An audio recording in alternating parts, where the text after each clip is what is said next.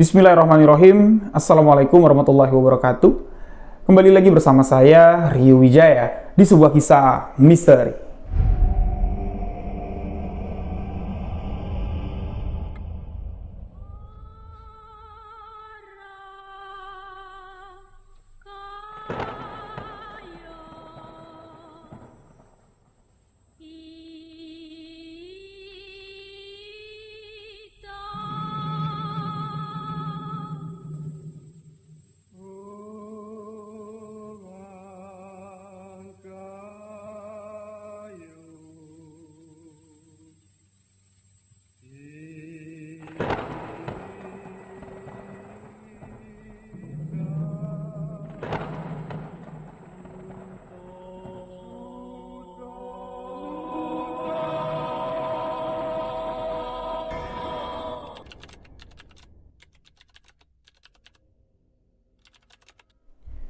Di video kali ini, saya akan mengajak sahabat semua untuk mendengarkan cerita yang akan disampaikan oleh narasumber langsung. Pengalaman misteri yang langsung dibagikan oleh orang yang mengalami kejadian tersebut. Dalam segmen Sahabat Misteri, seorang sahabat yang menceritakan kisah misteri. Siapa narasumber kita di segmen Sahabat Misteri kali ini? Cerita apa yang ingin beliau bagikan? Sebelum saya memperkenalkan narasumbernya kepada sahabat-sahabat semua, untuk sahabat yang baru bergabung, baru mendengarkan kisah misteri yang saya ceritakan, sahabat boleh mengklik tombol subscribe, aktifkan notifikasi loncengnya, dan jangan lupa bagikan video sebuah kisah misteri ke akun sosial media sahabat-sahabat semua. Jangan lupa follow akun Instagram pribadi saya di rio.wijaya91. Untuk sahabat yang mau cerita, datang ke studio sebuah kisah misteri, sahabat boleh WhatsApp ke nomor admin. Sahabat bisa datang ke studio sebuah kisah misteri, ceritakan langsung pengalaman misteri sahabat dalam segmen Sahabat Misteri. Dan di segmen Sahabat Misteri kali ini, saya akan menepati janji untuk mendatangkan seorang narasumber yang menggunakan susuk kunang-kunang. Seperti susuk yang digunakan Mbak Jihan, yang ceritanya sudah saya tayangkan kemarin. Narasumber ini menghubungi saya, menanyakan di mana keberadaan Mbak Jihan. Ada apa? Saya bilang. Ya, saya cuma pengen ngobrol. Ya, saya kontak Mbak Jihan. Tapi Mbak Jihan bilang, "Nggak usah, Bang. Cukup dia mendengarkan kisah misteri yang ya saya alamin saja. Kalau untuk ngomong, bertanya, jangan. Tolong diprivasikan." Dan saya sampaikan kepada narasumber ini yang mau ngobrol sama si Mbak Jihan dengan alasan narasumber kita ini ya, sepengalaman dengan Mbak Jihan, sama-sama menggunakan susuk kunang-kunang. Dan narasumber kita ini mengatakan, ya udah, kalau saya ndak dapat ngobrol sama Mbak Jihan, izinkan saya, boleh ndak? Saya ingin membagikan pengalaman saya ketika saya menggunakan susuk kunang-kunang. Dan akhirnya narasumber kita malam ini sudah ada di studio sebuah kisah misteri, bersiap untuk menceritakan pengalamannya ketika menggunakan susuk kunang-kunang. Penasaran dengan kisah yang akan dibagikannya? Simak hanya di sebuah kisah misteri.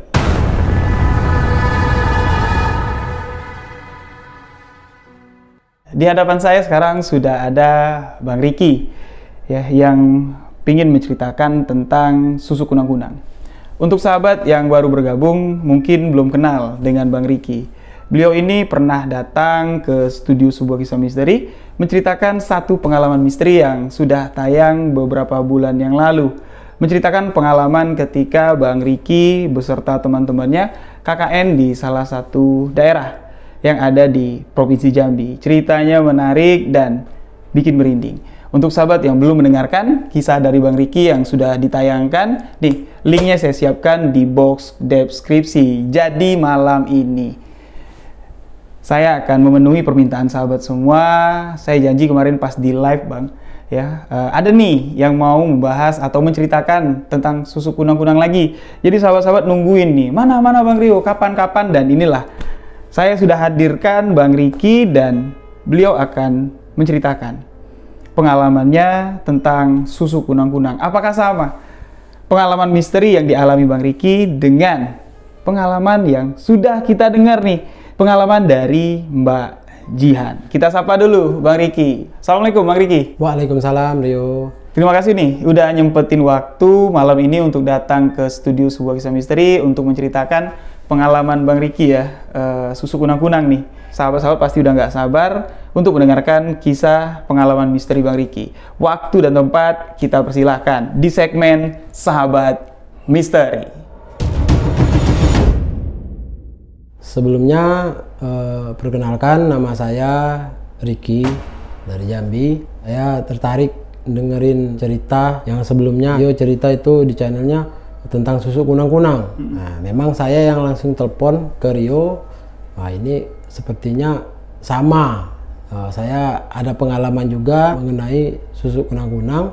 Dan itu memang saya pernah memakai itu. Ini kejadiannya tahun 2010. Awal mulanya tuh saya masang susuk biasa. Nah, ini saya pasang di daerah Jambi lah ya. Nggak usah saya sebutin lah nama daerahnya. Jadi ada seorang bapak di situ. Ini dapat cerita juga sih dari teman-teman dan saya penasaran. Saya orangnya penasaran kalau masalah-masalah mistis kayak gini kan, dan memang hobi gitu. Jadi saya pergilah ke sana, pergi ke tempat bapak itu. Saya bertanya, Pak, saya mau masang susuk nih. Saya bilang, oh boleh.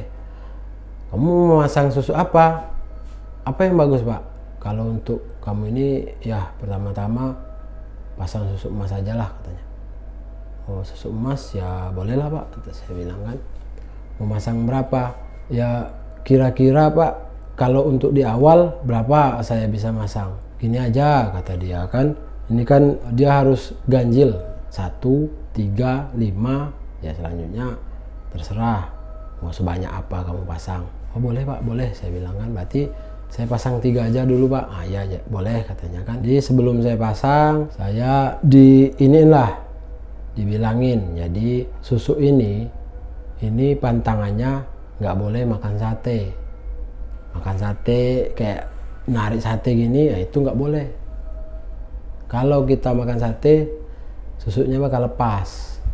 Oh cuma itu aja ya Pak. Nah, satu lagi nggak boleh lewat di bawah jemuran kain, katanya kan. Oh iyalah, oke Pak, siap. Ayo udah, sekarang kamu ambil air wuduk dulu biar bersih, jadi enak masangnya. Udah saya lakuin, saya ambil air wudhu, saya duduk bersila di depan berhadapan dengan si bapak. Dan medianya di depan, pasanglah 3 tep. Wah, dah cepet masangnya, biasa main cucuk gini kan. Cuman bapak itu sampai kaget. Wah bagus nih, katanya, aura kamu, tubuh kamu nerima, katanya kan. Langsung kayak nyedot gitu kan. Wah ya ini karena kamu yakin, katanya. Kalau kamu yakin pasti, dan itu nggak bakal mungkirin, katanya kan. Itu bakalan cepat, katanya. Oh iyalah Pak. Nah, akhirnya saya pasang 3 dan saya buktiin lah dalam kehidupan saya. Kayaknya kurang nih. Akhirnya saya pasang lagi, sampailah akhirnya saya pasang susu emas itu sampai 17 saya pasang. Dan itu pun belum puas, artinya biasa aja, saya bilang kan. Saya kembali lagi ke bapak itu, Pak, kayaknya biasa aja kalau susu emas ini kurang respon gitu. Gila kamu, kata bapak ini kan. Udah 17 saya pasang, masa kurang? Ya gimana Pak, memang kurang, saya bilang kan. Apalagi sih Pak yang lebih bagus dari emas? Yaudah kamu pasang intan aja lah, katanya. Kalau intan ini lebih bagus dari emas, katanya kan. Ya udah bolehlah Pak, saya pasang. Akhirnya saya pasang intannya 3 dan kembali kayak gitu. Pantangannya pun sama, caranya pun ya sama. Saya suruh ambil air wudhu dulu, baru masangan dilakukan. Dan itu pun sama seperti masang emas, cepet gitu kan. Bagus, kamu memang bagus ininya, tubuh kamu nerima. Karena yang kayak gini ini agak-agak susah gampang, kata dia kan. Ya udah dipasang nih 3. Nah, jadi saya buktiin lah, tapi rasa saya biasa aja, saya bilang nggak terlalu wah lah. Saya tuh pengen yang wah, sekali langsung dapat gitu, mau instan. Biasalah manusia kan, lagi hidup nih nggak pernah puas. Nah, akhirnya saya kembali ke bapak itu. Saya bilang ke bapak itu, Pak, kayaknya kurang Pak, saya bilang kan. Kamu ini 17 emas, 3 intan, masih kurang untuk kamu. Wah, gawat, kata dia. Ya gimana Pak, saya bilang, kurang. Saya ini sebenarnya ada misi sih Pak, cuman ini belum berhasil pakai ini. Nah, apa sih Pak yang lain yang lebih paten dari ini, paling top lah gitu? Ada, kata dia kan. Satu lagi ini paling paten dari semuanya. Apa itu Pak? Susuk kunang-kunang. Susuk kunang-kunang, wah baru dengar saya. Susuk apa itu Pak? Ya susuk kunang-kunang. Susu ini dari kunang-kunang. Gimana cara masangnya? Nanti kamu nggak percaya kan? Iya nggak percaya lah Pak. Kunang-kunang itu makhluk hidup loh Pak. Kok bisa dijadiin susu itu gimana? Ya udah, kalau kamu nggak percaya, kamu pengen buktiin, kamu cari kunang-kunang sebanyak-banyaknya, nanti kau bawa ke sini, biar saya pasang. Bener ya Pak? Bener. Ya udah, besok saya ke sini, saya cari kunang-kunang dan saya pasang. Oke, kata dia. Ya udah. Jadi besok malamnya saya kembali ke sana. Sebelumnya saya nyari kunang-kunang dulu. Saya tangkap pakai kantong besar kresek gitu kan. Dapatlah nih banyak, dan saya ikat pakai ini, ya ada oksigen lah gitu kan biar hidup sampai sana. Ya jarak dari rumah bapak itu dengan saya cari kunang-kunang itu nggak jauh sih, 15 menit kurang lebih lah. Jadi setelah dapat saya bawa ke tempat bapak itu. Nah, Pak, ini kunang-kunangnya. Oh ya udah, duduk aja dulu, kata dia. Akhirnya bapak itu ngomong, kamu bersih nggak? Maksudnya Pak, ya mana tahu kamu main sama cewek. Oh basing. Enggak lah Pak, mungkin lah, saya bilang kan. Saya mau kayak gini, saya ngerti juga lah sedikit-sedikit masalah mistis ini dibawa ke situ ya nggak bisa. Saya bilang, bagus, kata dia. Ya biar lebih yakin, ya udah kamu ambil air wuduk dulu, katanya. Iya Pak, ya udah saya ngambil air wuduk dan saya duduk di depan bapak itu seperti biasa. Di situ diliatin, nah lihat nih. Kamu banyak kan ngambil kunang-kunangnya? Iya Pak. Berapa yang hidup? Oh iya ya. Ya di situ saya lihat dari sebanyak itu kunang-kunang cuma 7 ekor yang hidup. Yang lampunya itu masih nyala gitu kan. Kok bisa ya? Aneh, saya bilang kan. Padahal sampai saya di sini itu masih hidup semua. Dan tiba-tiba kok kami mau pemasangan, ritual pemasangan ini kok cuma 7 yang hidup. Wah itulah kekuatan gaib itu ya, kita nggak ngerti kan. Ya inilah, berarti disinilah rezeki kamu, hoki kamu. Ya termasuk bagus lah, kata si bapak. Karena untuk awal kamu bisa hidup sebanyak ini, kata dia. Jadi dari 7 itu disortir lagi. Jadi si bapak ini ngomong, ini 2 nggak bisa karena udah redup, katanya kan. Kalau redup ini kurang bagus lah, jadi 5 aja dipasang di kamu. Oh iyalah Pak. Oke, jadi di situ saya disuruh baca bismillah, astagfirullah kan. Setelah itu bapak itu baca bismillah juga, dan selanjutnya saya nggak tahu lah bapak itu komat kamit ya. Ibaratnya kalau di tempat kami ini kayak seperti pepeto lah kalau bahasa kampung kami itu, bahasa Jambi. Nah ya udahlah saya ikutin, dan situ saya awali dengan bismillah dan niatkan dalam hati untuk apa, dan saya baca astagfirullah, astagfirullah, astagfirullah terus lah saya dipasangin. Celep 1, celep 2, 3, 4 sama di sini 1, 5. Dan di situ setelah pemasangan bapak itu kaget, wah memang paten kamu ini, katanya. Ngapa Pak? Kenapa Pak? Iya, badan kamu ini auranya bagus, cepet kali nerima respon yang kayak gini. Mungkin ini kamu ini ada keturunan dari leluhur kamu yang memang sudah ada di dalamnya, cuman kamu nggak bisa gunainya. Wah nggak tahu lah kalau itu, saya nggak tahu, nggak ngerti Pak. Memang saya hobi yang kayak gini, saya bilang kan. Ya bagus ini, katanya kan. Nah, jadi setelah pemasangan itu bapak ini mengatakan lagi, jadi kamu udah masang nih, nanti kalau kamu keluar dari sini, kalau ada sesuatu rasa yang nggak enak, yang merinding-merinding kayak mana gitu kan, kayak ada yang merhatiin, itu kamu nggak usah takut. Inilah efeknya. Memang ada yang ngikutin gitu, yaitu yang ada di kamu ini, yang menjelang kamu itu jadi. Dia mungkin menetralkan dulu, ibaratnya kayak gitu.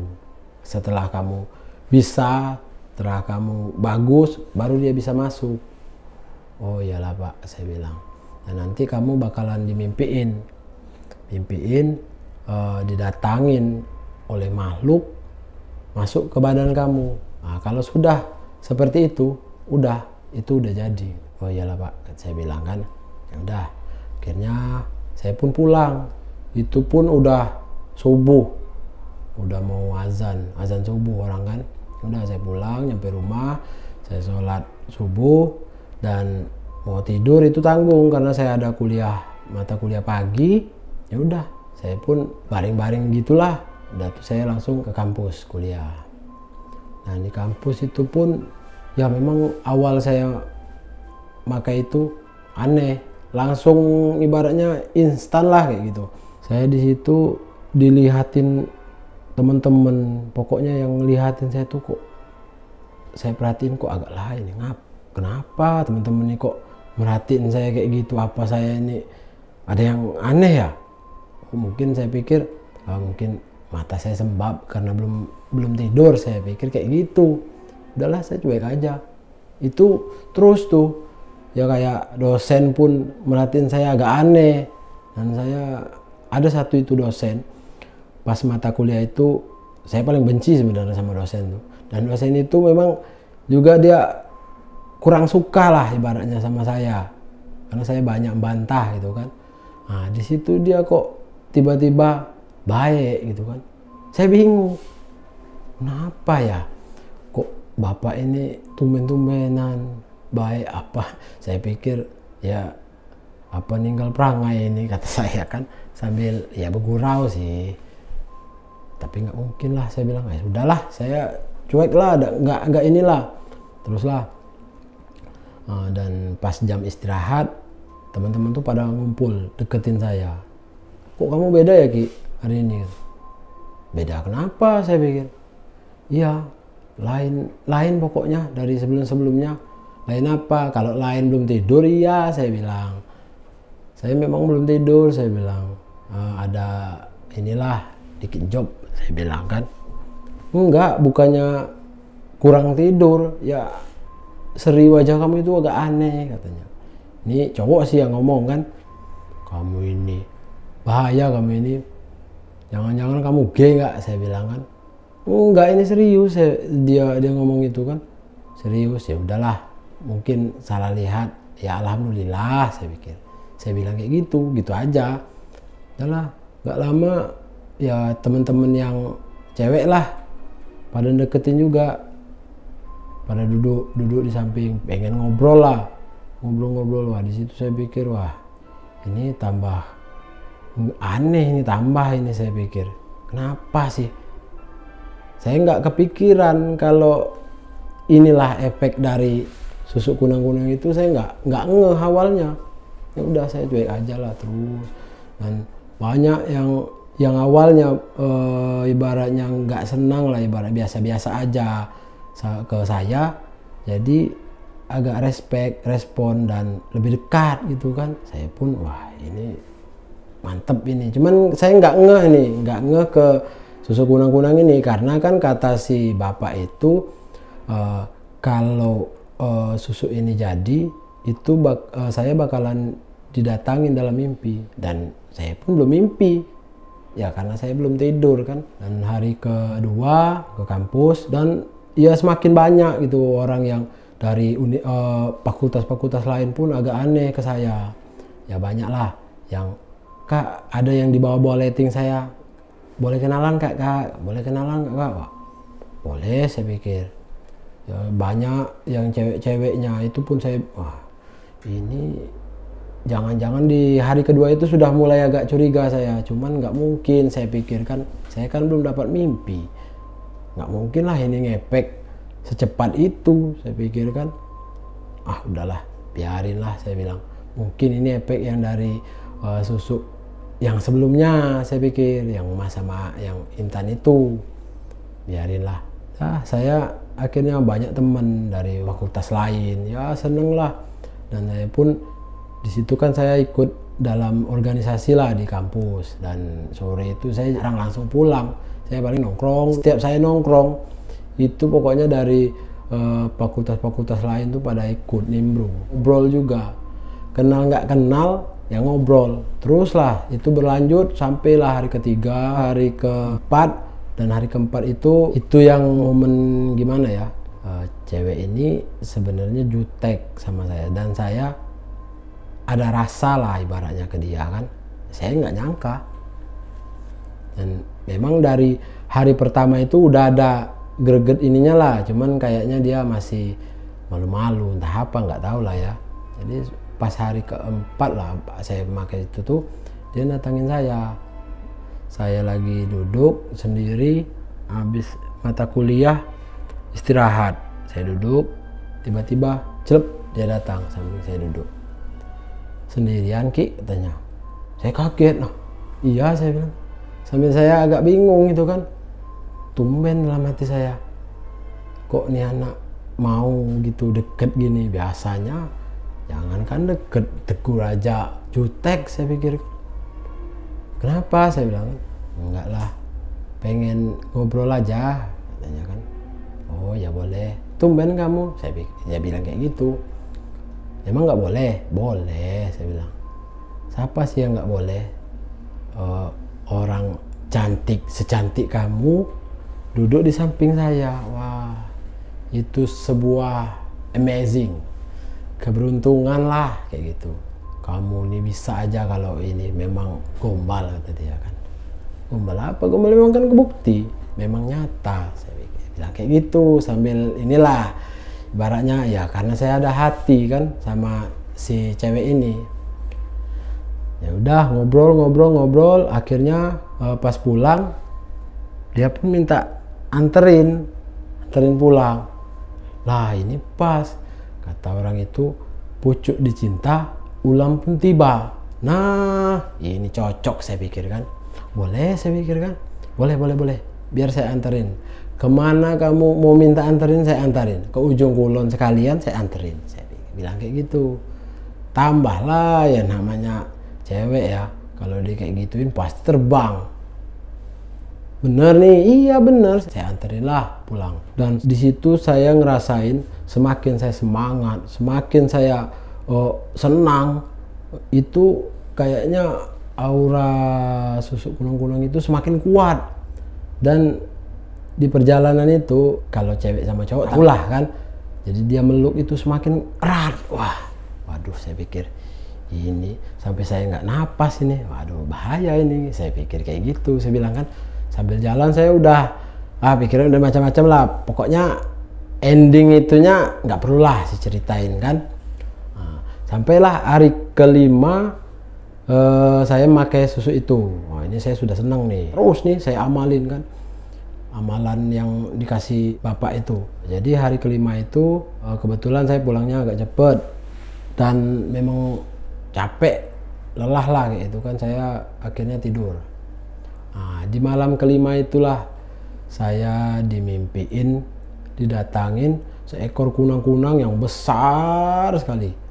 Ya nggak kebayang lah besarnya, dia bisa makan kita gitu kan.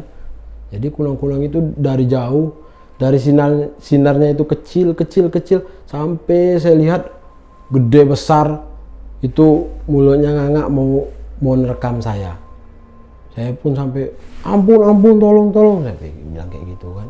Dan ya kunang-kunang itu tetap langsung makan saya.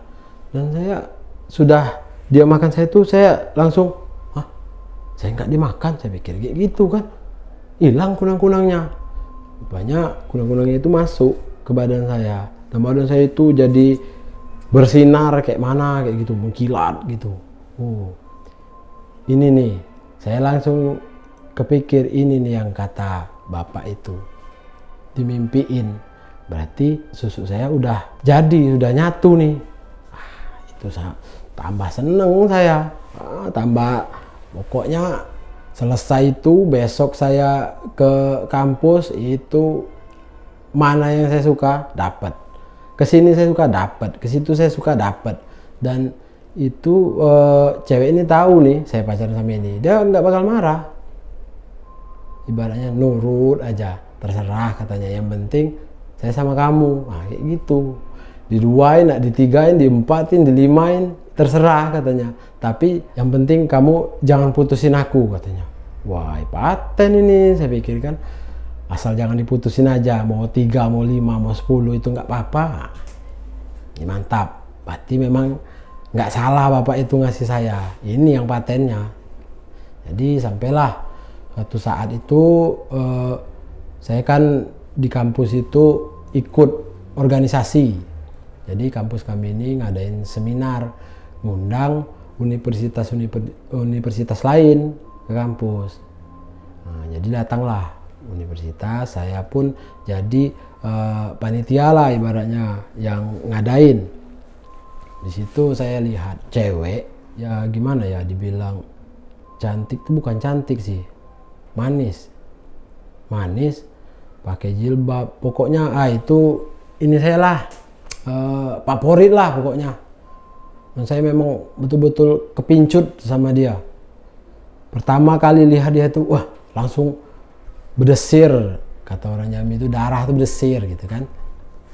Ini cewek kok manis sekali ya, boleh nih.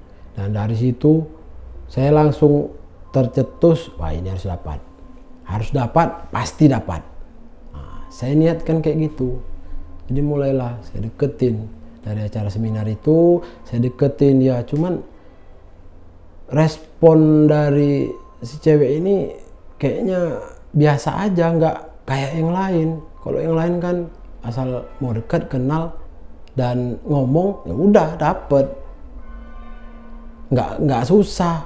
Nah ini memang yang susah, emang entahlah ya, nggak tahu entah apa sih yang mungkin lah, inilah yang katanya instan karma mungkin, karena saya udah terlalu berlebihan dengan cewek-cewek yang saya pacarin semuanya lah. Karena susu ini, ya ini instannya, karmanya untuk saya berusaha deketin sampai ke kampusnya, dan itu nggak ada responnya, nggak kayak yang lain. Malah dia ngomong, kamu siapa, ngapain kesini, kata dia. Sakit, memang sakit kali kalau digituin cewek. Sampai saya minta nomor HP nggak dikasih, minta sama temennya nggak dikasih. Akhirnya saya ada temen juga di satu universitas sama dia, minta temenin lah ke rumahnya. Sampai ke rumahnya diusir lagi. Waduh, gimana lah rasanya ya, nggak tahu lah, nggak bisa diungkapkan dengan kata-kata. Yang sudah mengalami pasti tahu. Dan situ saya mulai berpikir, mana ini efek dari susuk kunang-kunang ini, kok nggak kayak biasa, kenapa ya, apa ya yang salah. Itu pikir tuh saya. Akhirnya saya putusin nanyain ke bapak yang masang. Jadi saya tanyain, Pak, kenapa ya Pak, kok sekarang susu ini nggak kayak biasanya, nggak ada respon. Saya ada seneng sama satu cewek, saya bilang kan, dan itu nggak ada responnya kayak yang lain. Kalau yang lain kan sebentar dapat. Kalau ini malah saya dibilangin, ngapain kamu kenal enggak, malah diusir pulang.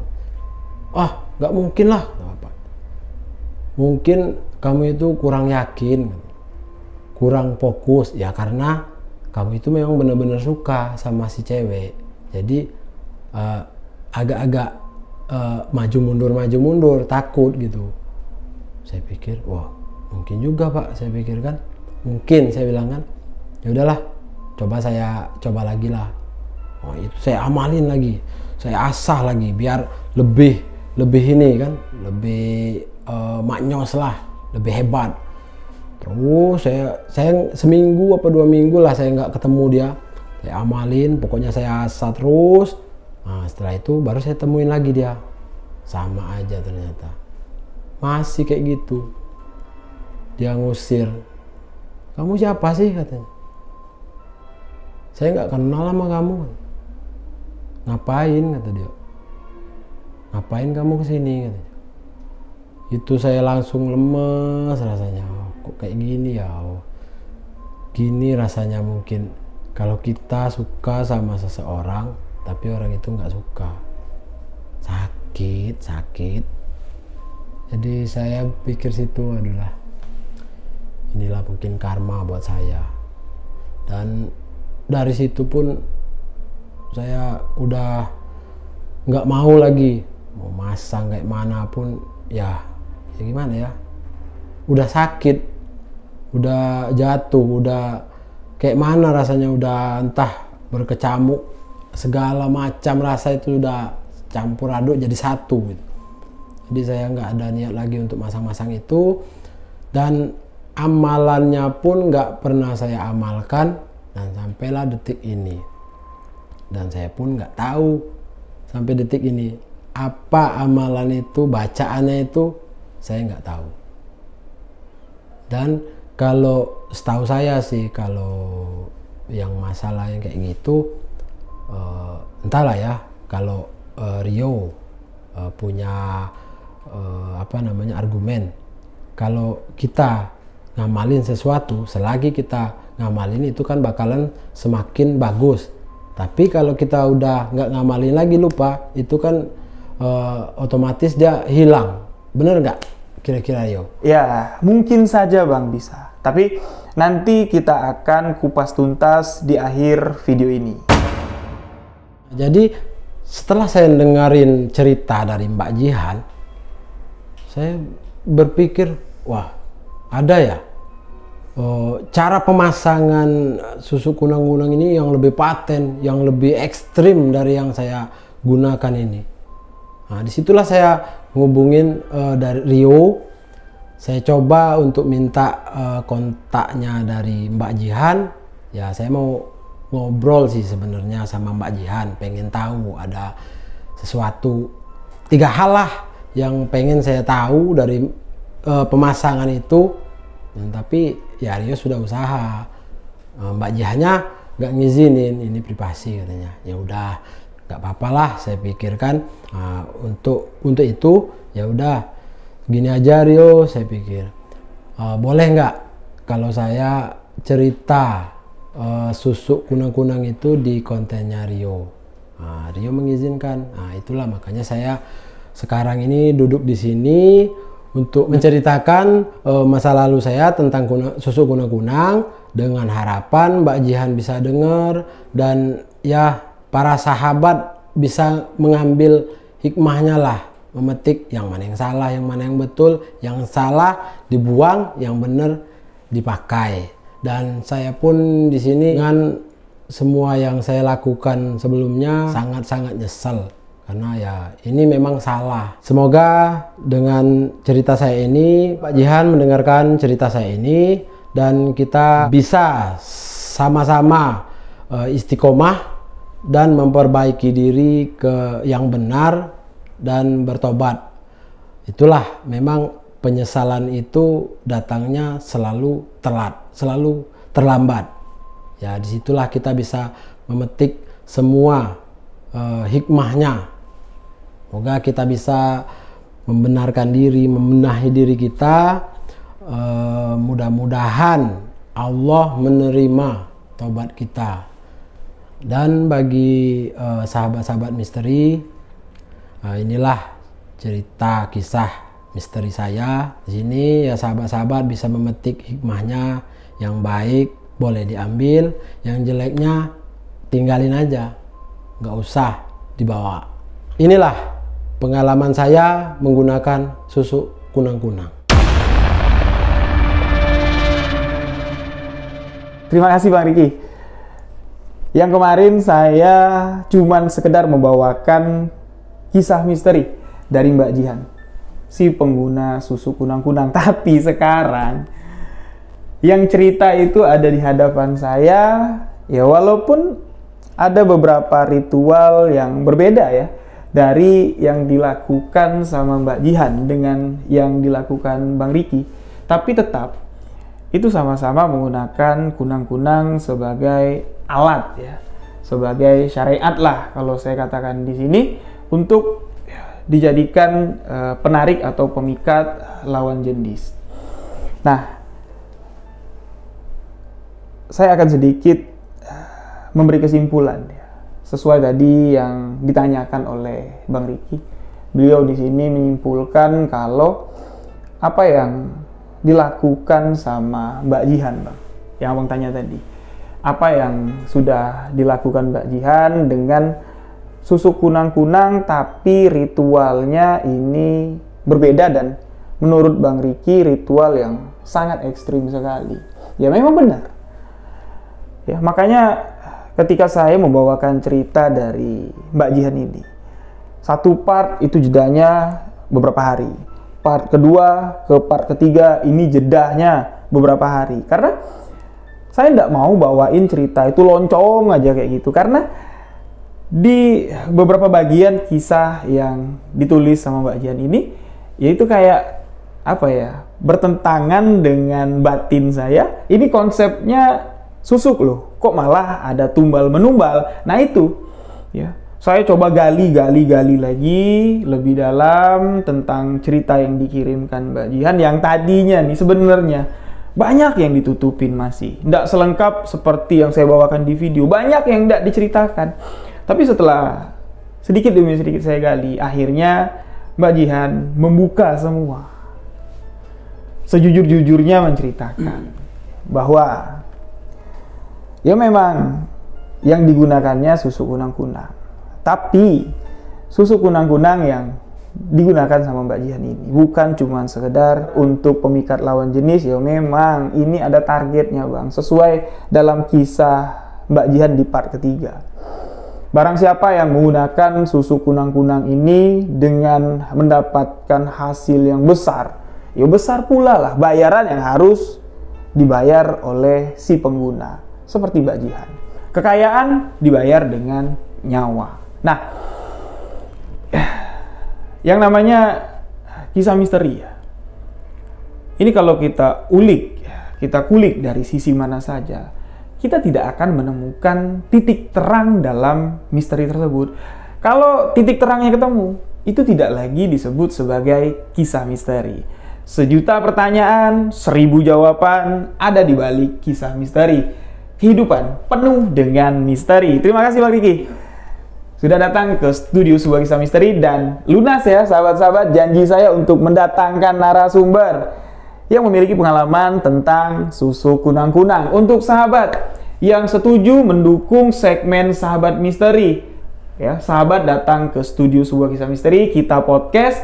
Kalau setuju dengan segmen ini, ayo tulis di kolom komentar. Kita akan kembangkan lagi segmen Sahabat Misteri. Kita akan cari, kita akan undang narasumber-narasumber untuk membagikan pengalaman misterinya langsung kepada sahabat setia misteri. Jadi terima kasih untuk Bang Riki, kesempatan ya yang berharga pada malam ini. Ya, Bang Riki sudah berkenan untuk datang. Dan untuk sahabat semua, apa yang diceritakan Bang Riki ini hanya gambaran kehidupan di masa lalunya, bukan anjuran atau gambaran solusi untuk kehidupan kita ke depan nanti. Penyesalan memang selalu datang belakangan. Tapi ingat sahabat, setiap penyesalan datang berarti kita masih diberikan satu kesempatan lagi oleh Sang Maha Pencipta. Kesempatan untuk membuka lembaran baru dalam kehidupan ini, meninggalkan yang buruk untuk memulai kehidupan yang baru. Semoga kita semua dalam lindungan Allah Subhanahu wa taala, Tuhan yang Maha Esa. Amin amin ya rabbal alamin. Diberikan rezeki, panjang umur, dan tentunya sehat selalu dan setia mengikuti channel Riwijaya sebuah kisah misteri. Mohon maaf jika ada salah kata, salah ucap dalam penyampaian kisah di video kali ini. Bang Riki terima kasih. Saya Riwijaya dan Bang Riki mohon pamit dan sampai jumpa di segmen Sahabat Misteri selanjutnya dengan narasumber yang berbeda. Saya Riwijaya, wabillahi taufik walhidayah. Wassalamualaikum warahmatullahi wabarakatuh. Salam sebuah kisah misteri.